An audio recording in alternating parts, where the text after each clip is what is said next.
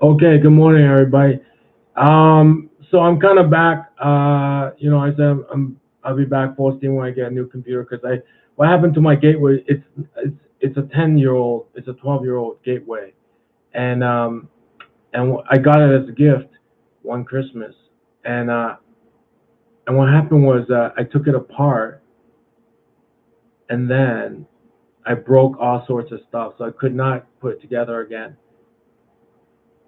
Yeah, I took it apart, all sorts of stuff. I could not get it together again. So I had to buy a new computer. That sounds familiar, right? I could not put it together again. What story is that?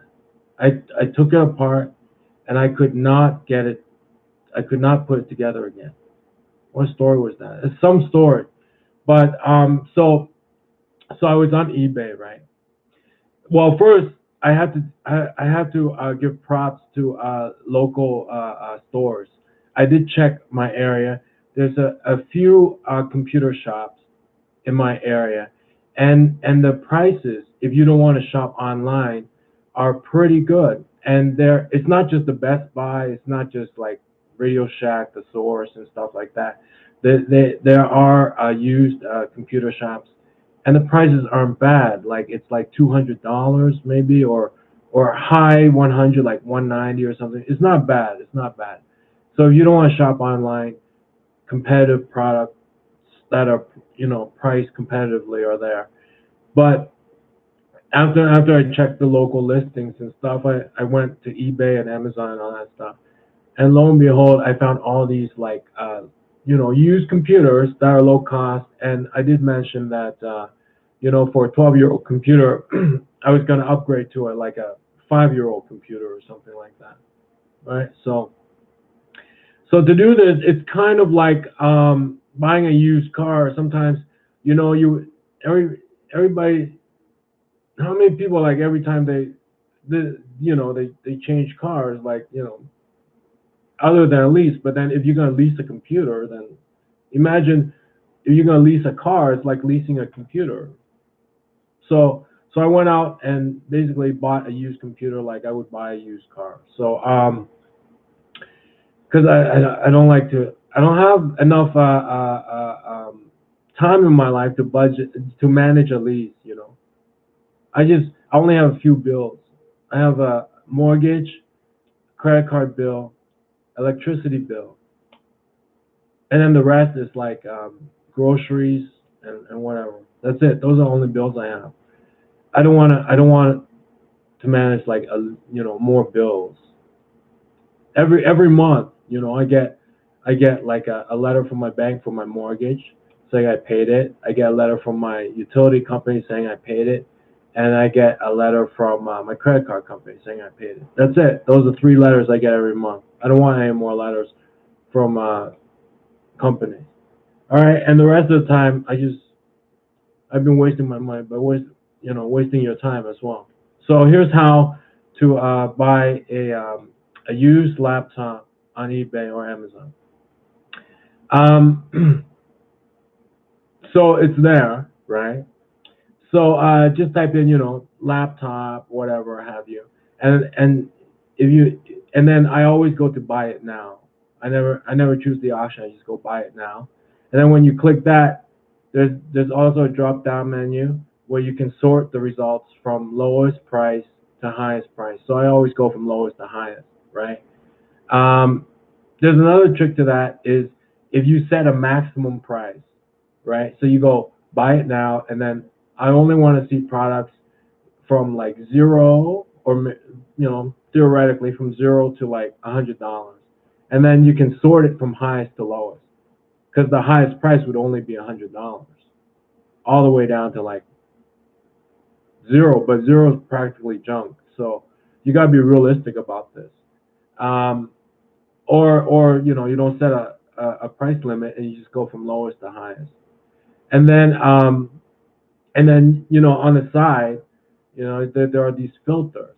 All right. So a lot of us try to get creative with our mind, and we do everything in the search box. So forget about that. Just just in the search box, you just want very generic laptop. And then on the side, all these filters, right? And then you can sort by price. And then on the side, all these filters. I want to see it from top rated sellers. It's got to have this operating system. It's got to have this, a certain amount of RAM memory, and a hard drive's got to be a certain size, and all these other things. The filters are all there. At the very bottom, you'll see more refinements, and then you click on it, and you see all these options, and then you just click, click, click, click, and then you see the results, and it's what you want. So how did I end up with $60 used computer, Dell i5, which is running at 2.5 gigahertz CPU, and it has a turbo feature that can go up to 3 gigahertz. And then the product listed came with 4 gigabytes of RAM. So when I got it, I immediately put in 8 gigabytes. And then I already had a laptop, right? I'm not going to get into the nitty gritty, but I already had a laptop for my gateway. Basically, essentially, all you have to do is just plug it in, your old laptop, your old hard drive. And then, unfortunately, it's not as easy as I thought, where you plug it in, you boot it up, and it looks like your old computer. When you plug it, when you move laptops, hard drives like that, it needs something to boot up, an operating system. And the way operating systems work, they're only licensed to individual machines. So you can't move an operating system from a gateway to a Dell, because those are two different machines. So basically, I had to go out and buy a new license for my operating system, which I shared last night. You can buy a license key for $5. And I was reminded by somebody that when you go to Best Buy, there are two ways to buy Windows. You can buy the CD, which costs a lot of money, or they'll sell you the license key. And with the license key, you go home, you download it from the internet, from a Windows website, and then you install it. And when they ask you for the code, that's what you enter. The license key is like, I think at Best Buy it might be $10, but on Amazon it's like $5. So what Bill Gates has done, well, the new CEO, what Microsoft has done is they cut out the distribution, right? The cost of distribution. So now we go and download it, and then they'll just sell us the license key, basically selling us the privilege to use it, I guess. I don't know what it's called, but the physical cost of distribution they cut out for environmentalism. So that's all you gotta do. And then what should you be looking for? Top rated seller. If they say they tested the hardware, then they have tested it. You might see two listings, right? It looks very similar. One says it doesn't, it turns on, but they didn't test anything.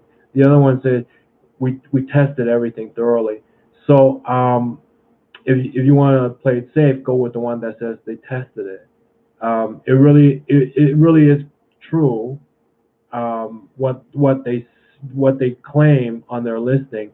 Now a lot of people say, well, there's a lot of counterfeit stuff. People will say whatever they want, but it's like the analogy to real life is, if there's one guy on a street corner selling a laptop, right, versus next to him is like a lady with a kiosk of laptops. Who are you going to buy it from, right? So how young people or some people might be tempted to buy it from the one guy with one laptop under his raincoat, right? Instead of going to the lady with the stand and the kiosk and all these different laptops laid out. All right, so it's sort of like the same rules of not, in order to protect yourself from getting had or taken or whatever you call it. So you look at the seller. They have a store. They're top rated, and they sell all these products, and if they say they've tested it, they've tested it. If you go one guy, with just one product, or you kind of take your chances, and that's what I did. So in my case, I went with one guy with one product. I went with the store, and then I went with another store, and then the guy with the first guy didn't send me the product, so I got my money back. And then one store sent me this Dell i5 for $60, and the other store was nice enough to let me walk away from the sale and give me my money back because it wasn't the type of laptop I was looking for. Does that make sense? So you can save money if you can sort of like do it yourself. Install Windows, install a hard drive, all that stuff, because everything else is perfectly new. And the way they describe it, these sellers, it says this laptop I have right now is really scratched up. It was like heavily used, but I look at it, it's beautiful. It's actually in better condition than my previous laptop. But they had to say that, how retailers have a higher standard when they're reselling it back to the consumer. So they'll say it's all beat up and stuff, but I look at its beautiful condition. It's actually in better condition than my previous laptop. But the only thing is it doesn't come with a webcam, so I'm using this old one. I look kind of bluey, but otherwise I'm very happy with it. I'm very happy with this. And then I also, and since I was there, I also bought like a Kindle. Kind of sick of reading books on my netbook. And then it came with like a cover for it, Ted Baker cover. So I found that attractive, so I bought that too. And then I found cufflinks for Marc Jacobs. I found some Marc Jacobs cufflinks, and I bought that.